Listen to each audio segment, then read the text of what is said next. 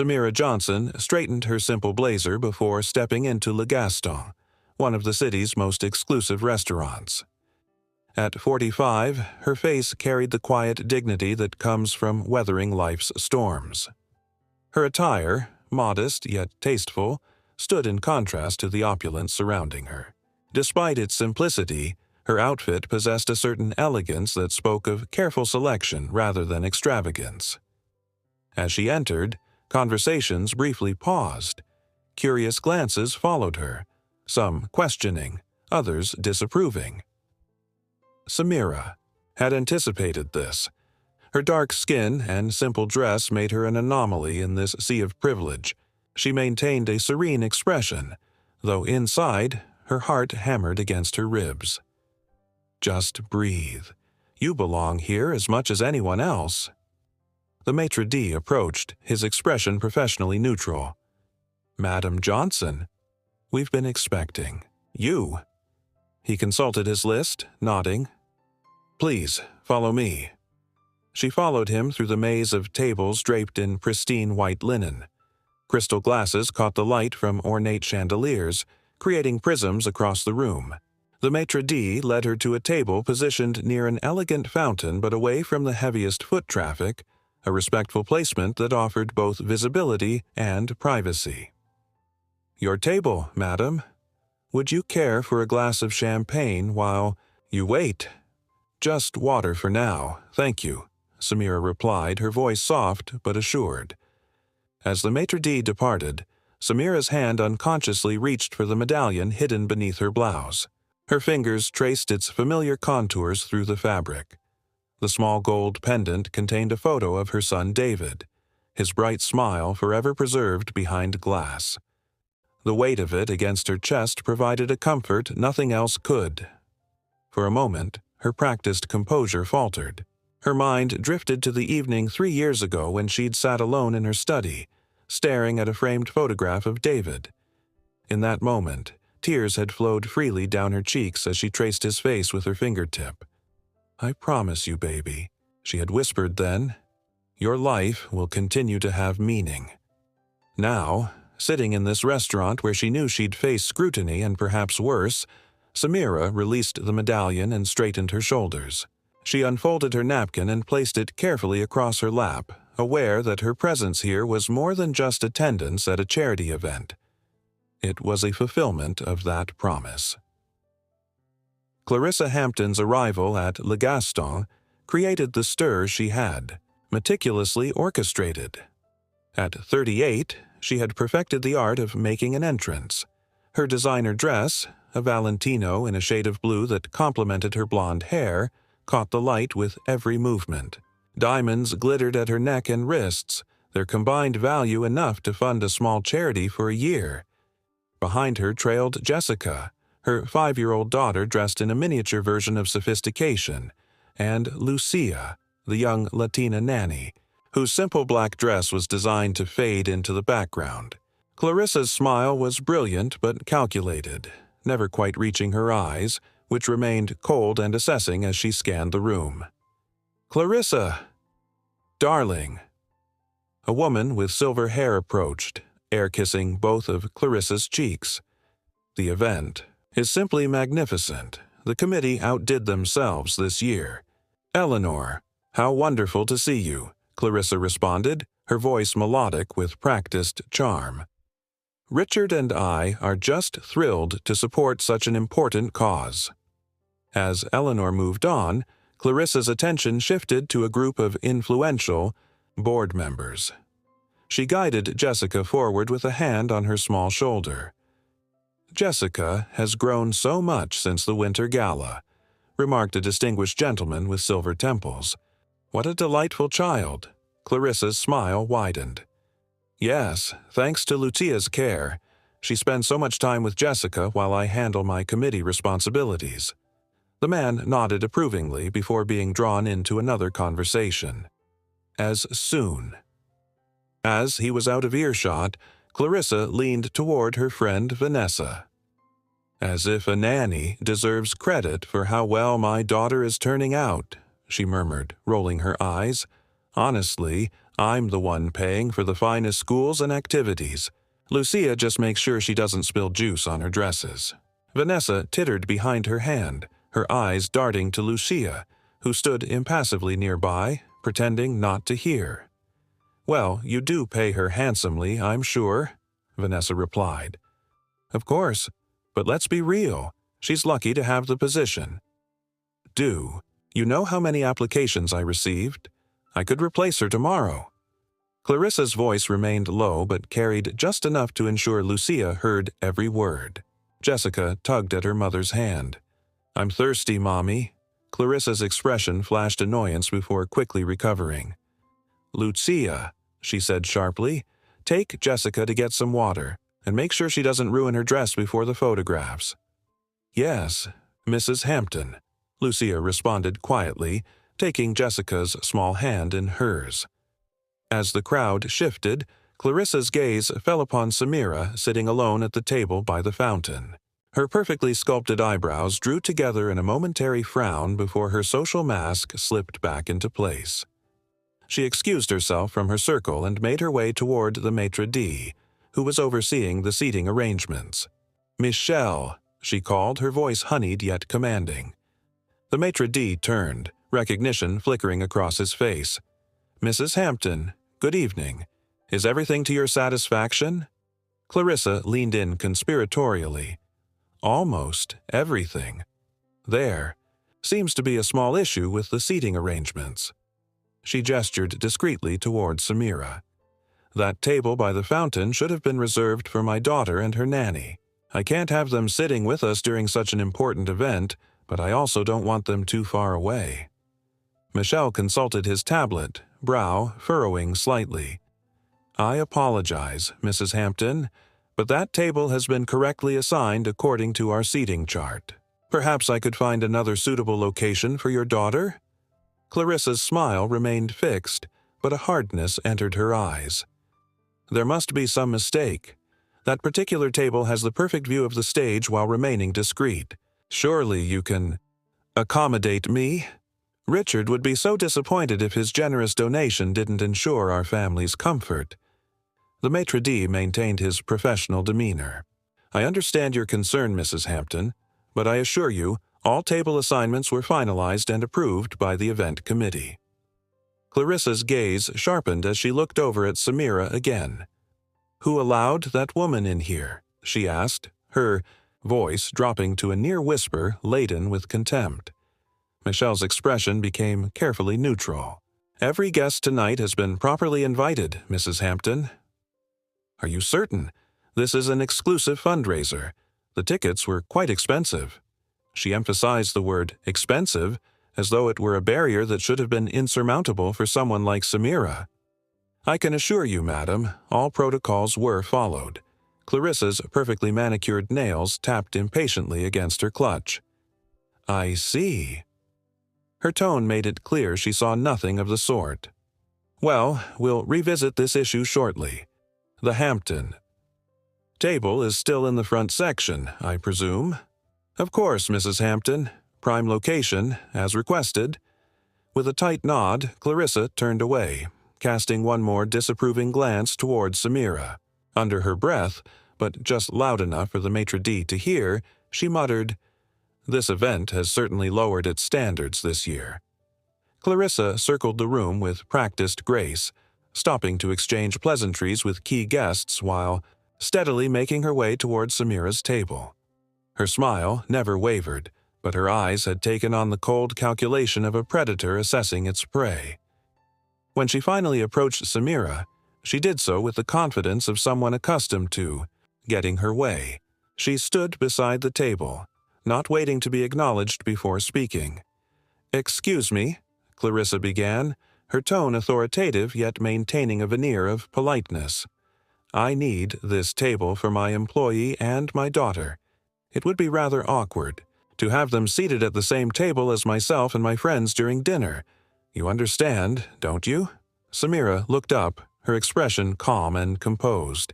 She took a moment to consider Clarissa, noting the expensive jewelry and the practiced smile that failed to warm her eyes. "I'm sorry," Samira replied evenly, But I was assigned to this table. A flash of irritation crossed Clarissa's face.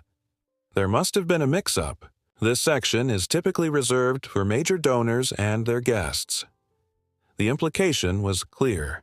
Samira didn't appear to belong in either category. No mix-up, Samira said simply, her voice quiet but firm. The maitre d' confirmed my seating arrangement when I arrived. Clarissa's smile tightened. Perhaps you don't understand. My husband, Richard Hampton, is one of the main sponsors of this event. She leaned in slightly, lowering her voice. I'm sure you can find another place less exposed. I'd hate for you to feel uncomfortable among all these executives and philanthropists. Several nearby guests had begun to notice the exchange, some watching with undisguised curiosity.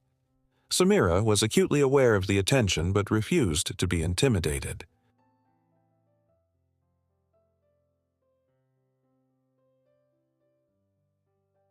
I appreciate your concern, she responded, her dignity intact. But I'm perfectly comfortable exactly where I am.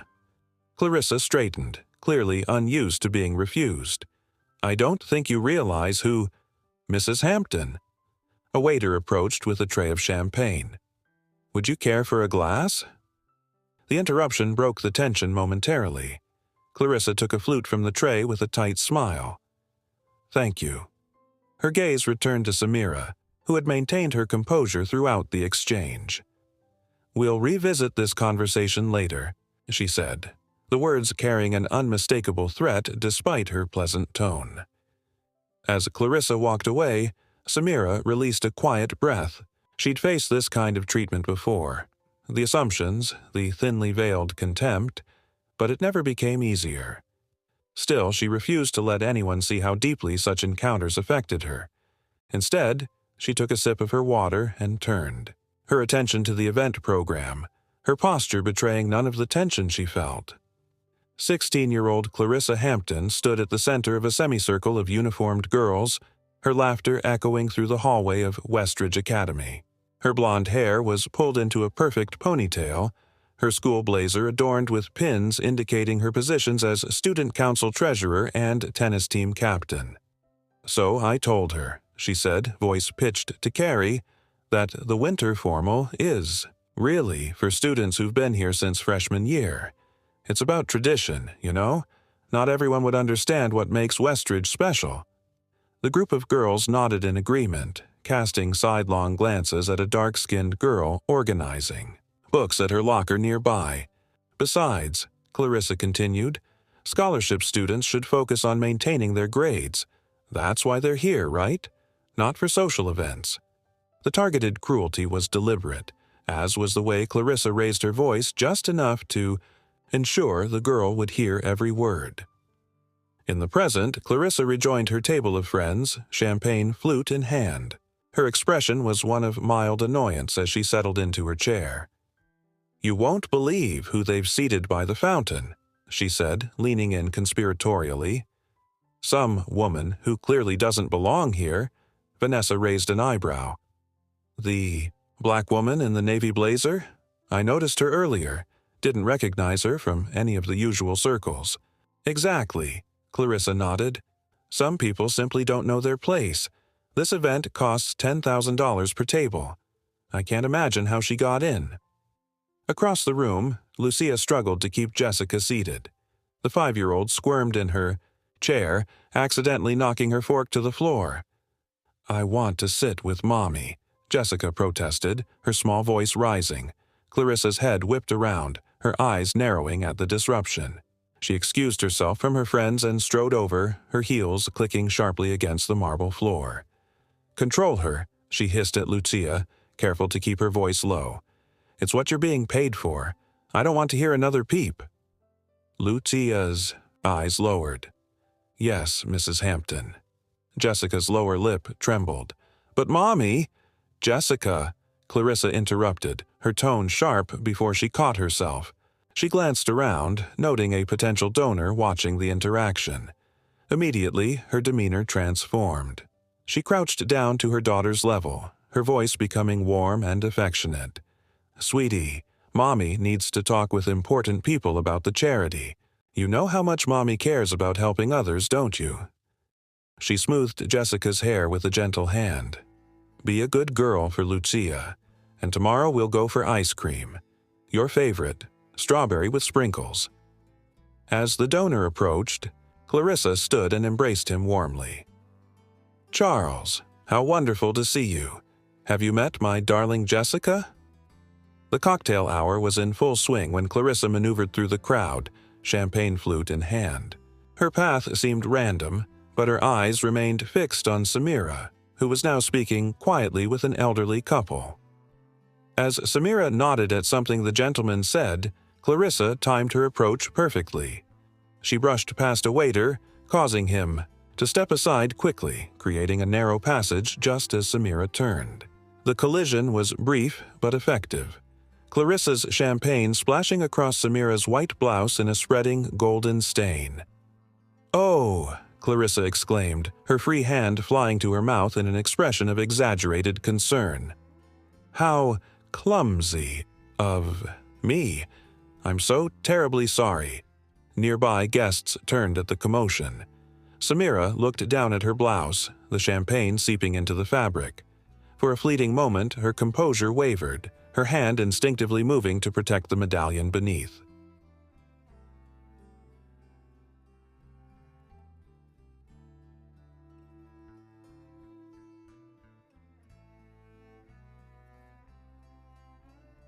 "It's quite all right," Samira replied, her voice steady despite the public embarrassment.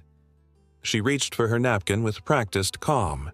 Clarissa's apology continued, her voice carrying just enough to draw additional attention. "What a disaster.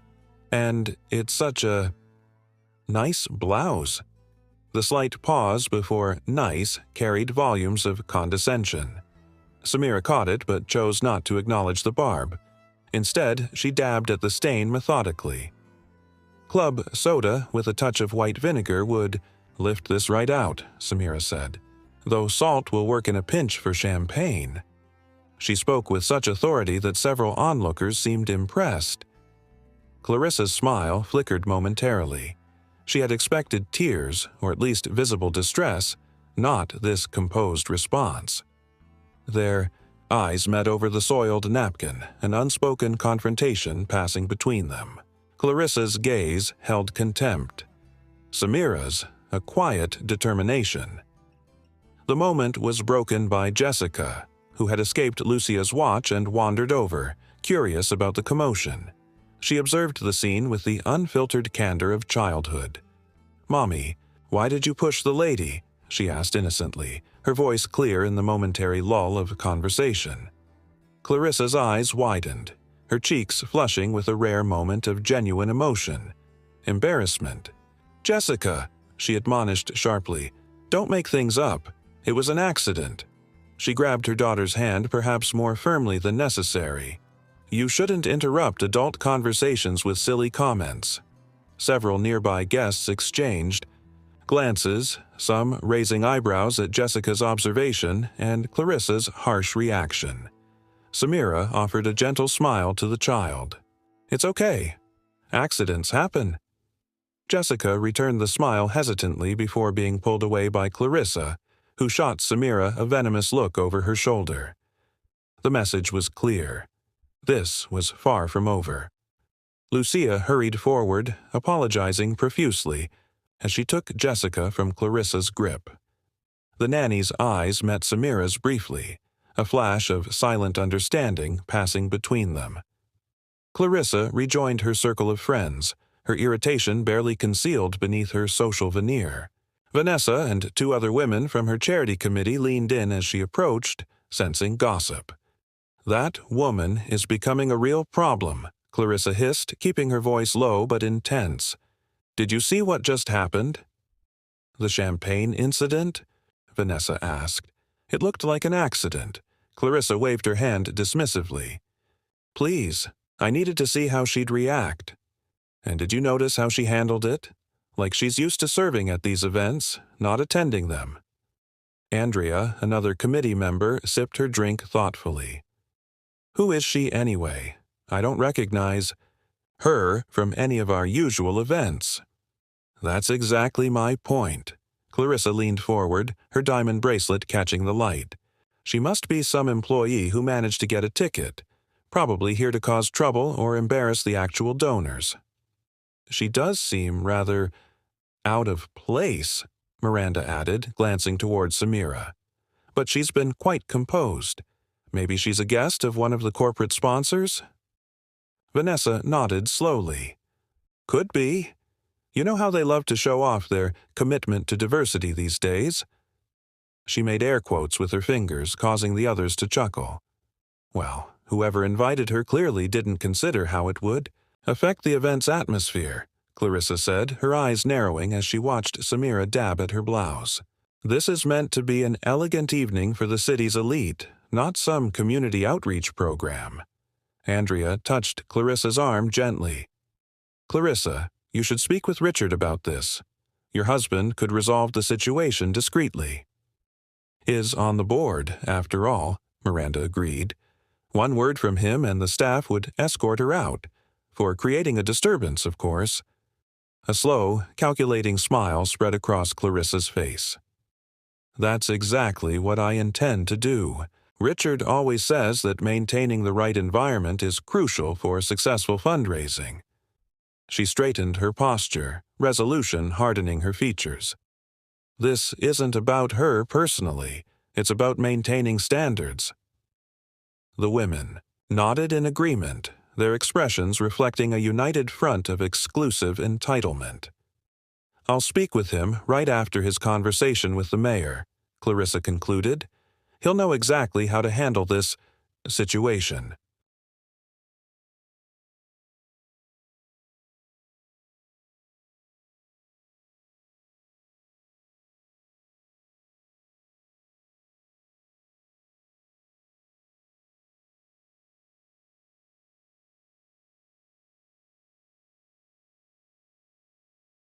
As their conversation shifted to more general gossip about other attendees, Clarissa's gaze remained fixed on Samira. Behind her practiced smile lurked a cold determination.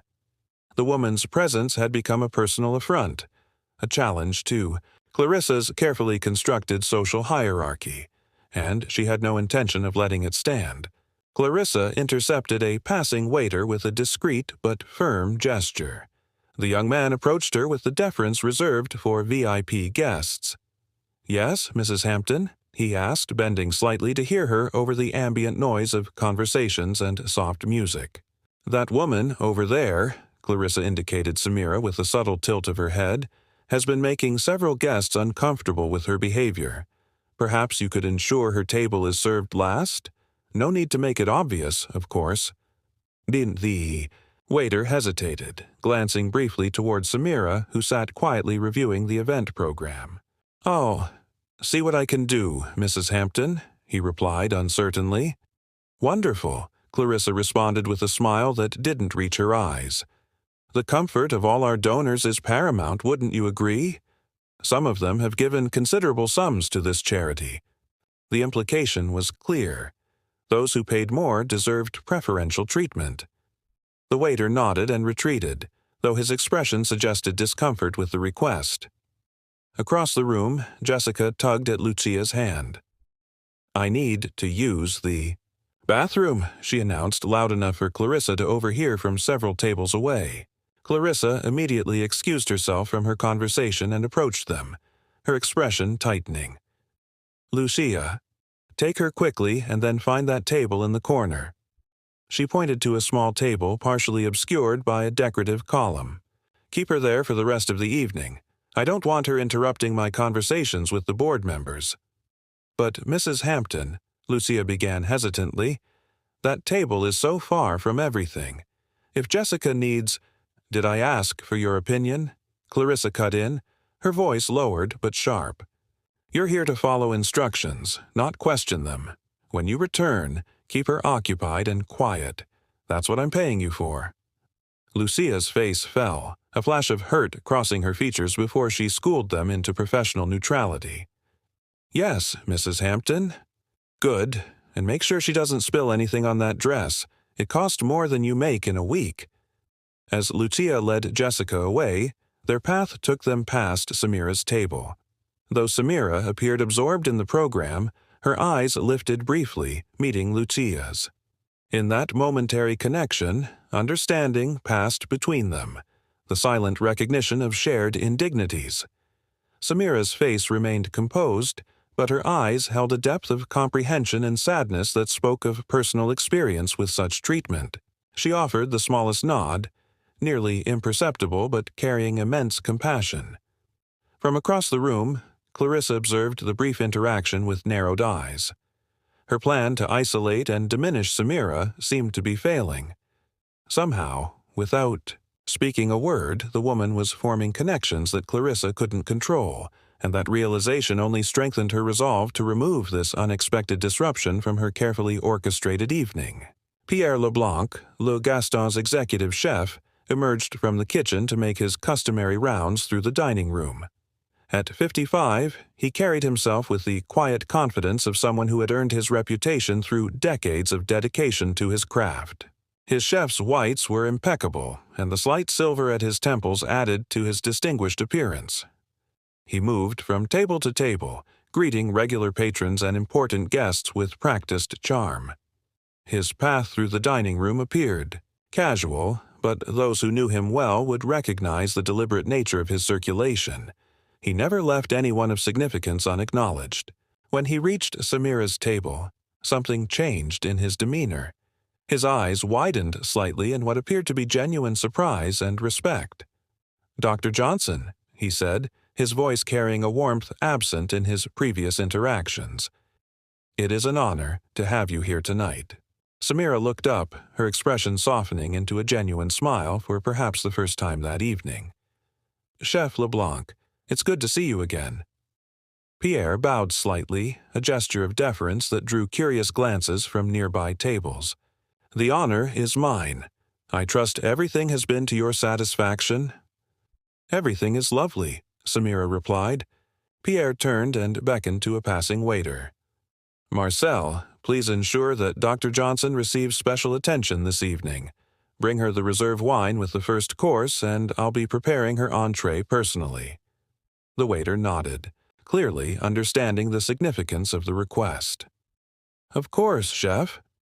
From across the room, Clarissa observed the interaction with growing concern. She leaned toward Vanessa, whispering behind her hand. "Did you see that? The chef is treating her like she's someone important." "Perhaps she is," Vanessa suggested, uncertainty creeping into her voice for the first time. "Impossible." Clarissa dismissed the notion immediately. "I know everyone who matters in this city." But as Pierre continued his conversation with Samira, their interaction suggested a history and mutual respect that contradicted Clarissa's assumptions. The chef laughed genuinely at something Samira said, then patted her shoulder with the familiarity of an old friend before moving on. The waitstaff, taking their cue from Pierre, began paying special attention to Samira's table, refreshing her water, offering bread, ensuring her comfort. The isolation tactic Clarissa had orchestrated was unraveling before her eyes, and with it, her certainty about the woman she'd been attempting to humiliate. Clarissa intercepted Pierre as he made his way back toward the kitchen, her diamond bracelet, catching the light as she placed a restraining hand on his arm. Her smile was fixed in place, but her eyes held a calculating intensity. "Chef Leblanc," she began, her voice honeyed yet insistent. "I need to speak with you about a concerning situation." Pierre paused, professional courtesy overriding his apparent desire to return to his kitchen. "Yes, Mrs. Hampton. Is there an issue with the menu this evening?" Clarissa glanced around as if ensuring privacy, though her voice remained just loud, enough to be overheard by those nearest them. "It's about that woman seated by the fountain. She's been disturbing several guests with inappropriate behavior." Pierre's expression shifted from polite attention to disbelief. "I'm sorry?" "Yes," Clarissa continued, gaining momentum. "She refused to give up her seat for my daughter and nanny, and she's been making unpleasant comments about the event and some of the donors. Several people have complained to me." Pierre's gaze drifted toward Samira, who sat quietly at her table, her posture perfect, her manner unobtrusive. His brow furrowed in obvious skepticism. "Are you certain, madame? That doesn't seem consistent with—" "I am absolutely certain," Clarissa interrupted, her voice hardening. "I wouldn't make such accusations lightly. As a major donor and the wife of a board member, I take the atmosphere of these events very seriously." Pierre's expression remained doubtful, but he nodded slowly. "I understand your concern. However, my husband, Richard, will be very disappointed to hear how this establishment treats its most significant patrons," Clarissa continued, leveraging her husband's name like a weapon. "We've held numerous corporate events here, and Richard has always praised your management's attention to maintaining standards." The implied threat hung in the air between them. Pierre's expression shifted subtly from skepticism to a careful neutrality. "I appreciate you bringing this to my attention, Mrs. Hampton," he said finally, his tone measured. "Please rest assured that I will look into the matter personally." Clarissa smiled triumphantly, mistaking his response for acquiescence. "Thank you, Chef. I knew you would understand the importance of maintaining the proper environment."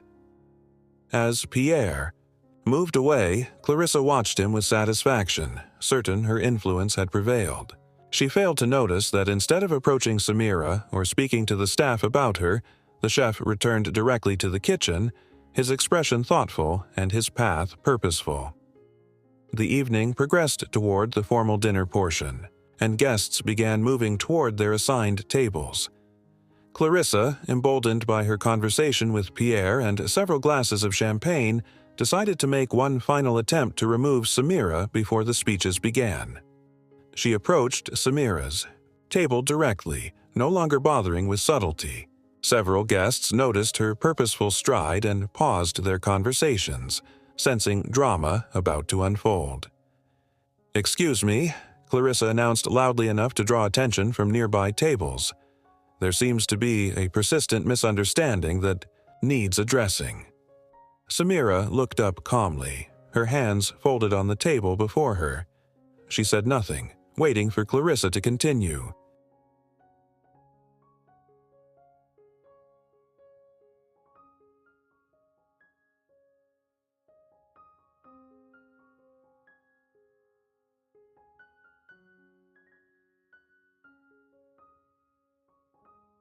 "This table is needed for my daughter and her caregiver," Clarissa stated firmly. "I don't know how you managed to get into this exclusive event, but there has clearly been a mistake in the seating arrangements." The surrounding conversations died down as people turned to watch the confrontation. Samira remained composed, her voice level when she finally spoke. "There is no mistake. I am exactly where I'm supposed to be." Clarissa's cheeks flushed with anger at the calm response. "Do you have any idea what these tickets cost? This is a private fundraiser for major donors and special guests." "I'm aware of the event's nature," Samira replied simply. "Then you must realize you're out of place here," Clarissa insisted, her voice rising. "You're ruining the experience for everyone." The accusation hung in the air, stark and ugly. Several guests exchanged uncomfortable glances, the public humiliation becoming too blatant to ignore. Samira straightened in her chair, her dignity undiminished despite the public attack. "I believe everyone has the right to support causes they care about, regardless of appearance or background." Her words, though gentle, carried through the now silent area surrounding them. A few guests nodded in agreement, their expressions shifting from curiosity to something closer to respect. Clarissa sensed the changing tide of opinion and faltered momentarily. She hadn't anticipated Samira's composed resistance or the subtle shift in the crowd's sympathies. What she had intended as a public shaming was instead reflecting poorly on herself. "This isn't over," she said finally, her voice lowered but intensity undiminished. "My husband will hear about this, and he won't be pleased."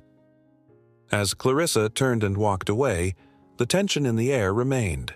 Samira released a slow breath, maintaining her composure despite the public ordeal.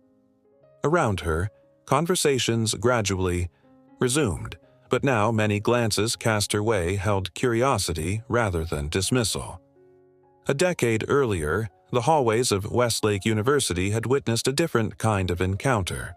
A younger Samira, then a medical student with a stack of textbooks clutched to her chest, had stepped aside as a group of laughing students passed. Among them was Clarissa, her blonde hair styled perfectly, designer clothes setting her apart from the average student. Their eyes had met briefly, Clarissa's dismissive glance sliding over Samira as though she were merely part of the architecture. Clarissa had continued down the hall, never breaking her conversation. "Daddy just donated a new wing to the business school," her voice carried back to Samira. "He says it's important to maintain the right connections." The group had disappeared around the corner, leaving Samira to continue toward the library alone, determined to finish her research for a groundbreaking paper on pediatric oncology treatments.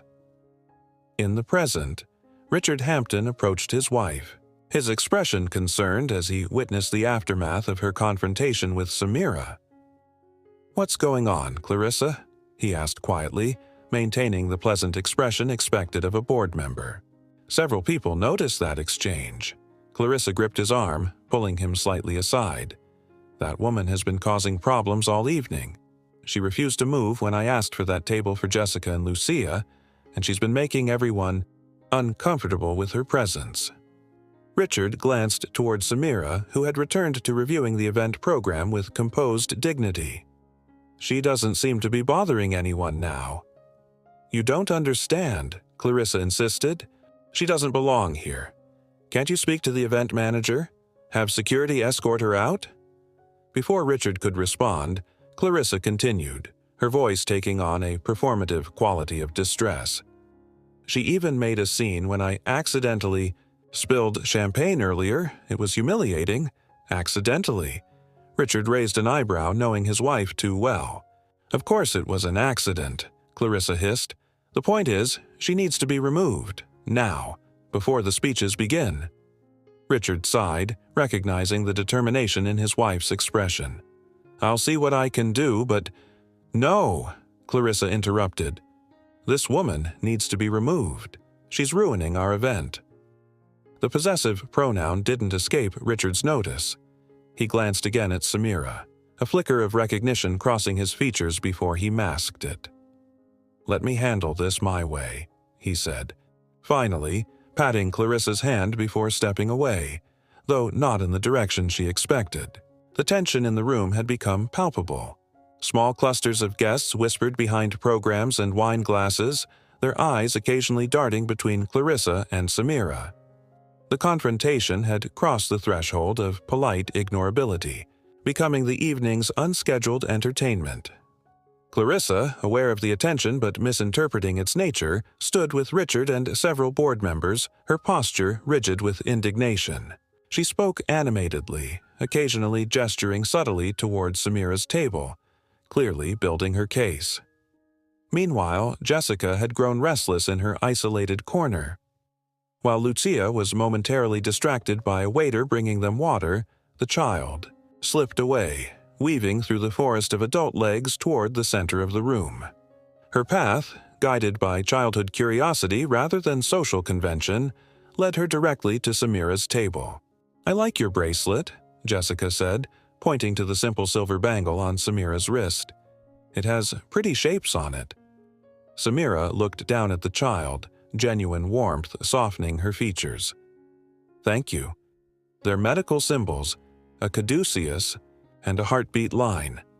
They remind me of my work." "Are you a doctor?" Jessica asked, her eyes widening with interest. "I am," Samira nodded, her voice gentle. "My doll got sick yesterday," Jessica confided seriously. "I gave her medicine and a bandage." Samira's smile deepened. "That was very kind of you. Sounds like you might be a doctor someday, too." Across the room, Clarissa spotted the interaction and froze mid-sentence. She broke away from her group and strode purposefully toward them, her heels striking the marble floor like angry punctuation. "Jessica!" she called sharply, causing several heads to turn. She reached her daughter and grabbed her hand perhaps more firmly than necessary. "Don't talk to strangers." "But Mommy, she's a doctor and—" "I don't care what she told you," Clarissa interrupted, shooting a venomous glare at Samira. "You know better than to wander off and bother people." Samira maintained her composure. "She wasn't bothering me at all. She's a delightful child." "I don't recall asking for your opinion," Clarissa snapped, pulling Jessica away. "Come along, Jessica. Lucia," she called, scanning the room for the nanny who was now hurrying toward them, apology already forming on her lips. As they walked away, Jessica looked back at Samira over her shoulder, offering a small wave that Samira returned discreetly. The exchange had not gone unnoticed. More guests were now observing the drama unfold, their expressions ranging from embarrassment to disapproval. Though it wasn't Samira who had earned their censure, Clarissa cornered the event security manager, a former police officer named James, who now coordinated security for high-profile functions. She spoke rapidly, her voice just low enough to maintain the pretense of discretion. "That woman," she indicated Samira with a slight nod, "has been causing disturbances all evening. She approached my daughter inappropriately and has been making several donors uncomfortable. Could you please check if she actually has an invitation? I suspect she may have found a way to slip in." James shifted uncomfortably, his professional training conflicting with the politics of wealth and influence. "Mrs. Hampton, I understand your concern, but I can't simply approach a guest without—" "My husband donated $50,000 to this charity?" Clarissa interrupted, her voice hardening. "Surely that earns us the right to an enjoyable evening." "Without disruptions." The implication hung heavily in the air. James sighed almost imperceptibly before nodding. "I'll discreetly verify her credentials, ma'am." Clarissa watched with satisfaction as James approached Samira's table. She remained within earshot, pretending to examine a silent auction item while straining to hear the exchange. "Excuse me, ma'am," James began politely. "I apologize for the interruption, but could I see your invitation? We're doing routine security checks this evening." Samira regarded him steadily, her expression revealing nothing as she reached into her small purse and withdrew a simple white card. She handed it to him without comment. James examined the card, his brow furrowing in confusion. He turned it over several times, then looked back at Samira with new uncertainty. I see. Thank you, Dr. Johnson. I apologize for the inconvenience."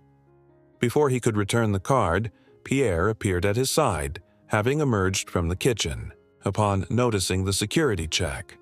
"Is there a problem with our special guest?" Pierre asked, his tone suggesting there had better not be. James quickly shook his head. "No problem at all, chef. Just a routine verification." "Excellent," Pierre replied, his gaze shifting briefly to Clarissa, who stood frozen by the auction table. "Dr. Johnson is one of our most honored guests this evening." The chef's emphasis on "doctor" carried clearly to where Clarissa stood. James returned the card to Samira with a respectful nod before retreating, carefully avoiding Clarissa's gaze. Clarissa's expression darkened as Pierre offered Samira a small bow before returning to the kitchen. The silent exchange between them was clear. Clarissa's authority had been undermined, and her campaign against Samira had just encountered an unexpected obstacle. The dining room lights dimmed slightly as a distinguished older gentleman approached the podium at the front of the room. Conversations hushed as he tapped the microphone gently. "Ladies and gentlemen, if you would please take your seats, our program will begin in approximately 10 minutes. The main address will follow the first course."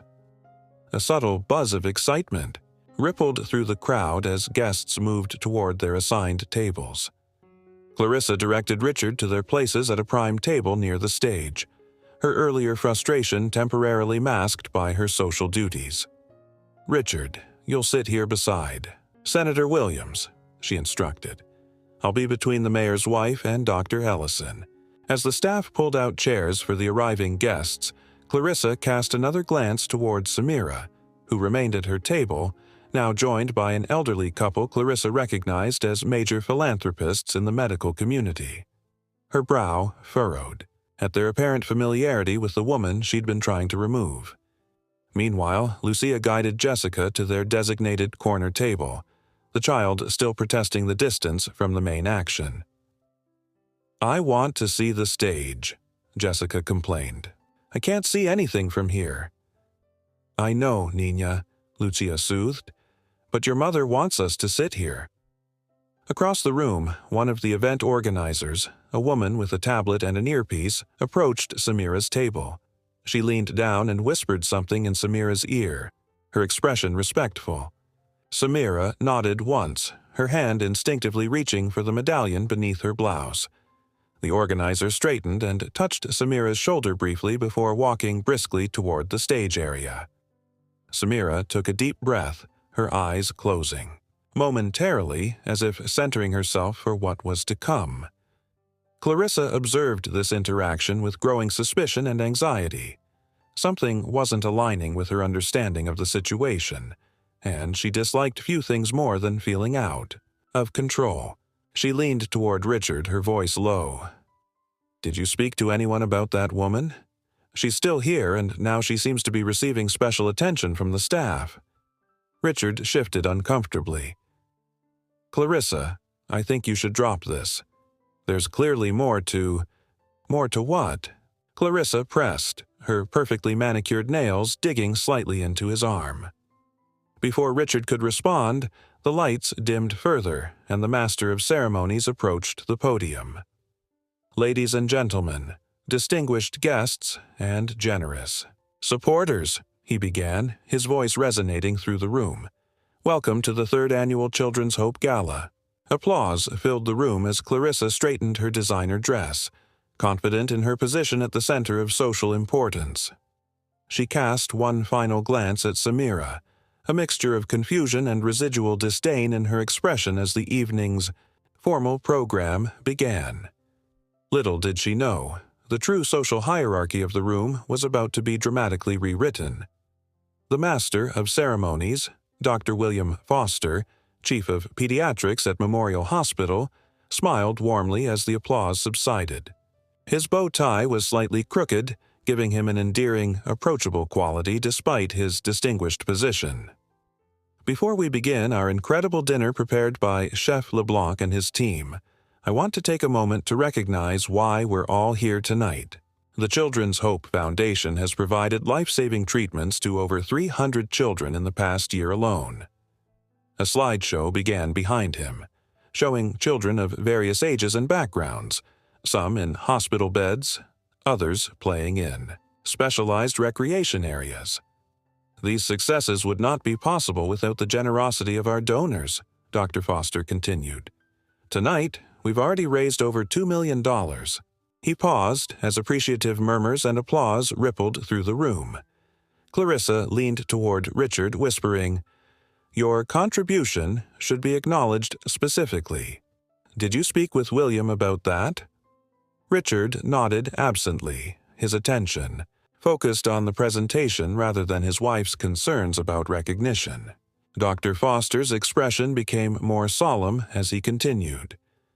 "Ladies and gentlemen, it is with immense honor that I announce the presence of our special guest and our greatest benefactor."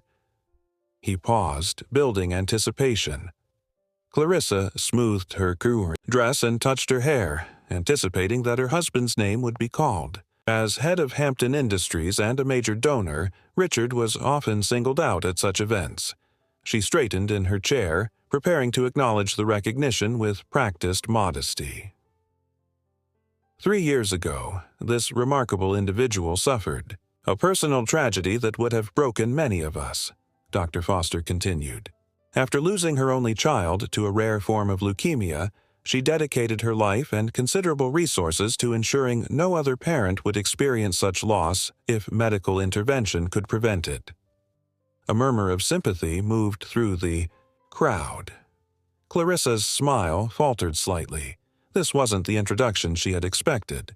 Since then, she has anonymously donated over $15 million to our pediatric oncology research, personally performed countless surgeries for children who couldn't afford specialized care, and established the Second Chances program that has saved the lives of more than 50 children with complex medical needs. The room had gone completely silent, everyone now fully engaged in learning the identity of this extraordinary benefactor. Despite her preference for anonymity, she has graciously agreed to be recognized tonight as we announce the opening of our new pediatric oncology wing named in memory of her son. Dr. Foster extended his hand toward Samira's table, his voice filled with genuine respect. Ladies and gentlemen, please join me in welcoming to the stage the remarkable Dr. Samira Johnson, whose brilliance as a pediatric surgeon is matched only by her generosity and compassion. The spotlight shifted dramatically to illuminate Samira, who rose from her seat with quiet dignity. The room erupted in thunderous applause and a standing ovation. At her prominent table near the front, Clarissa Hampton remained frozen in her chair, her champagne glass suspended halfway to her lips, her expression one of absolute shock.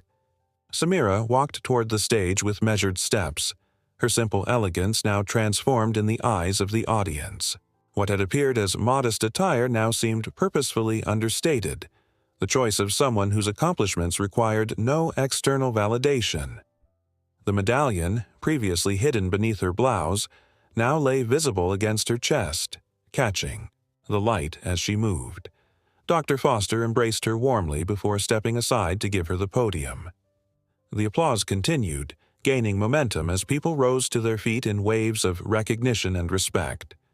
Samira waited patiently for the ovation to subside, her composure intact despite the emotion evident in her eyes. When she finally spoke, her voice carried clearly through the now silent room.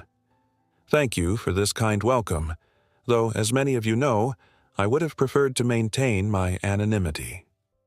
A gentle laugh rippled through the audience. However, Dr. Foster can be quite persuasive when it comes to advancing the cause of children's health.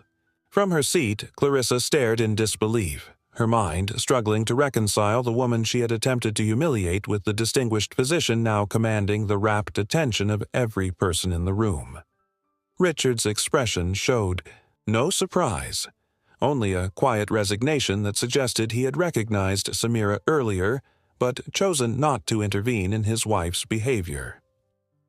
For those who don't know my story, Samira continued, I'd like to share a little about why this cause means everything to me. She touched the medallion at her neck, opening it to reveal the photograph inside.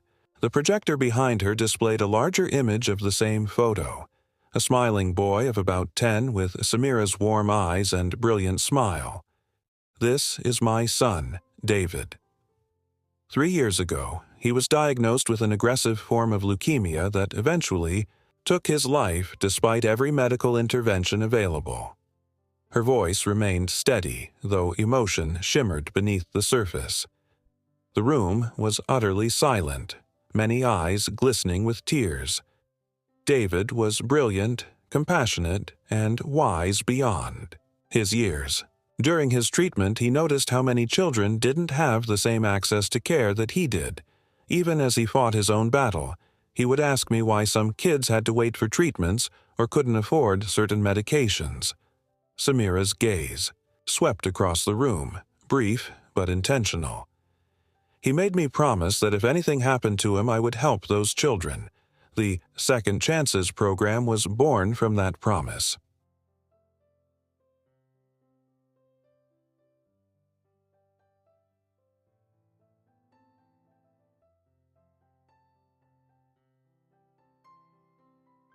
The projector shifted to show before and after images of children who had benefited from the program, diverse faces transformed from illness to health. Using the proceeds from my medical patents and much of my family inheritance, we've been able to provide cutting-edge treatments to children regardless of their family's financial circumstances. Every child deserves the best medical care available. not just those fortunate enough to be born into privilege. At her table, Clarissa shrank in her seat as several guests turned to glance in her direction, the memory of her earlier behavior, clearly fresh in their minds. "Tonight," Samira continued, "I'm pleased to announce that the Johnson Pediatric Oncology Center will open next month with 60 beds, a state-of-the-art research laboratory, and a staff dedicated to ensuring that no child is turned away due to financial constraints." Another round of applause filled the room. When it subsided, Samira's expression became more solemn. "I stand before you not just as a donor or physician, but as a mother who knows the agony of losing a child. My wealth and medical knowledge couldn't save my David, but together we can save thousands of others. That is his legacy. That is my purpose." As Samira prepared to continue her address, Clarissa Hampton sat immobilized by the devastating realization of her own profound misjudgment, the social hierarchy she had taken for granted now completely inverted. Samira's voice grew stronger as she continued, her initial reserve giving way to passionate conviction. "When I look around this room, I see power. I see influence. I see the capability to create real change." She paused, her gaze sweeping across the assembled guests. "But power without compassion is meaningless. Influence without understanding is hollow. Wealth without purpose is just numbers in an account." The silence in the room was absolute, every person captivated by her words. Even the servers had paused their duties, standing motionless at the periphery. After David died, I found myself in a strange position. I had achieved professional success as a surgeon, inherited significant wealth from my parents' technology, patents, and had no one left to share it with. Her voice caught slightly, the first crack in her composure. I could have retreated into grief. Many expected that. Instead, I remembered something David said during his final days. The image on the screen changed to show David in a hospital bed, thin but smiling, his arms around a younger child who also wore a hospital gown. He told me, "Mom, we don't get to choose what happens to us, but we always get to choose what we do about it." Samira touched the medallion again, drawing strength from the memory. "At 10 years old, my son understood something that many adults never grasp. Dignity isn't determined by circumstances, but by how we respond to them." In the audience, Jessica wiggled away from Lucia again, moving closer to the stage, her young face upturned in rapt attention. Lucia, instead of retrieving her, remained where she was, equally transfixed by Samira's words. Since that day, I've dedicated myself to honoring David's wisdom. I've performed surgeries in rural communities where specialized care was previously unavailable. I've funded research into rare pediatric cancers that pharmaceutical companies overlooked because the market was too small to be profitable. And I've established scholarship programs for bright children from disadvantaged backgrounds who dream of entering medicine. Images corresponding to each initiative appeared on the screen behind her. Children in recovery, researchers in laboratories, young students in white coats. "But perhaps the most important thing I've learned," Samira continued, her voice softening, "is that appearances rarely tell the complete story of a person's worth or capabilities." Her gaze briefly met Clarissa's across the room, not in triumph or accusation, but with a profound compassion that was somehow more devastating than anger would have been. We've all experienced moments of being judged, dismissed, or underestimated based on superficial assessments. Those experiences can either embitter us or enlighten us. They can make us defensive or determined. They can close our hearts or open our minds. Samira's expression warmed as she looked at Jessica, who stood at the edge of the stage, entranced. Children like David, like this curious young girl here, she gestured gently toward Jessica. They see beyond the superficial. They haven't yet learned to judge based on appearance, accent, or attire. They recognize genuine kindness, and they respond to authentic compassion.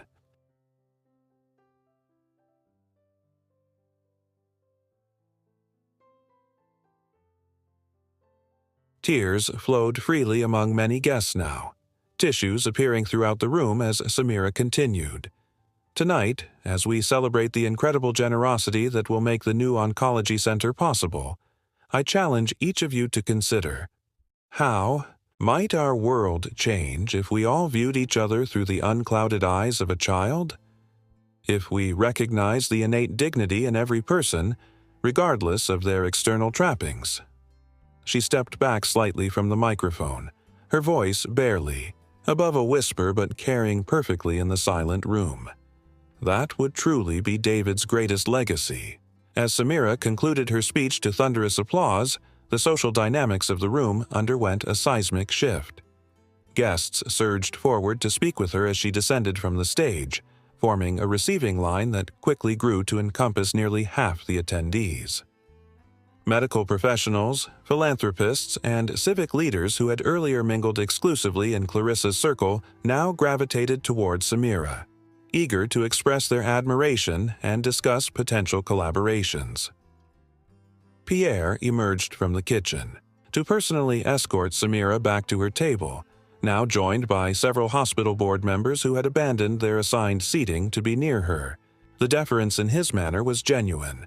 Not the practiced hospitality shown to wealthy patrons, but the authentic respect of one professional for another. Clarissa remained at her table, her social isolation growing more apparent with each passing moment. Several of her friends who had earlier supported her campaign against Samira now seemed unable to meet her eyes, suddenly engrossed in menu selections or wine choices. Richard, who had maintained a stoic silence throughout the revelations, finally turned to his wife. His voice was low but incisive. "Did you have any idea who she was?"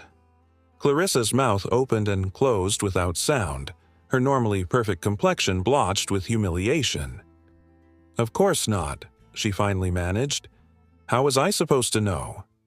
"Perhaps by not assuming the worst based on appearance," Richard suggested, his tone uncharacteristically sharp. "Do you have any idea what you've done? Dr. Johnson performed emergency surgery on the Williamsons' son last year, our biggest client. She quite literally saved his life." Clarissa blanched. "Richard, Not now." He cut her off with a gesture. "I need to go damage control." He stood, straightening his tie. "And Clarissa, I expect a sincere apology from you before the night ends." As Richard walked away, heading toward Samira's table, Pierre approached Clarissa. His professional demeanor remained intact, but the warmth that typically characterized his interactions with valued customers was noticeably absent. "Mrs. Hampton," he said formally, "I thought you might be interested to know that Dr. Johnson not only saved my nephew's life through her Second Chances program, but also personally covered his rehabilitation costs when our insurance denied the claim." Clarissa stared at him, speechless. "Every staff member in this restaurant knows her story," Pierre continued. "She comes here twice a year, on David's birthday and on the anniversary of his passing.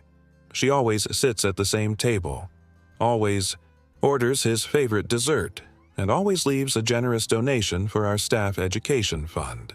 He paused, allowing the information to sink in. "We consider her presence an honor." With that, he turned and walked away, leaving Clarissa alone at a table that suddenly seemed far too large. She watched as her former allies circulated through the room, carefully avoiding her vicinity.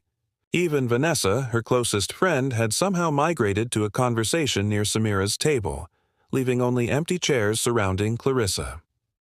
For perhaps the first time in her adult life, Clarissa Hampton understood what it meant to be truly excluded. As the evening drew to a close, the dining room had transformed into small clusters of conversation, with Samira at the center of the largest group. She spoke with each person individually, giving them her full attention despite the growing fatigue evident in the slight tension around her eyes.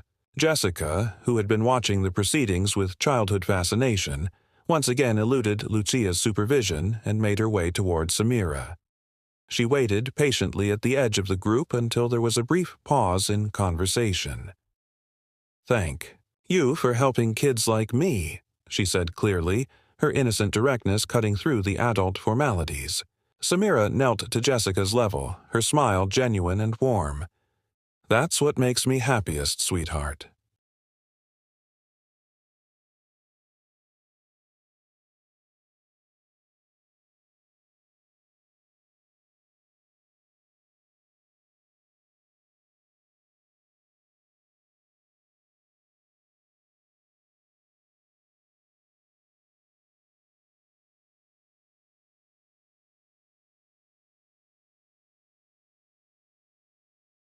"When I get sick, my nanny Lucia makes me chicken soup and reads me stories," Jessica confided. "She says stories have special medicine in them." "Your nanny sounds very wise," Samira replied, glancing up at Lucia, who stood a few feet away, hesitant, to interrupt but clearly responsible for Jessica. "She is," Jessica nodded seriously. "Mommy doesn't know how to make soup." A gentle laugh rippled through the nearby adults. Lucia stepped forward, her cheeks flushed.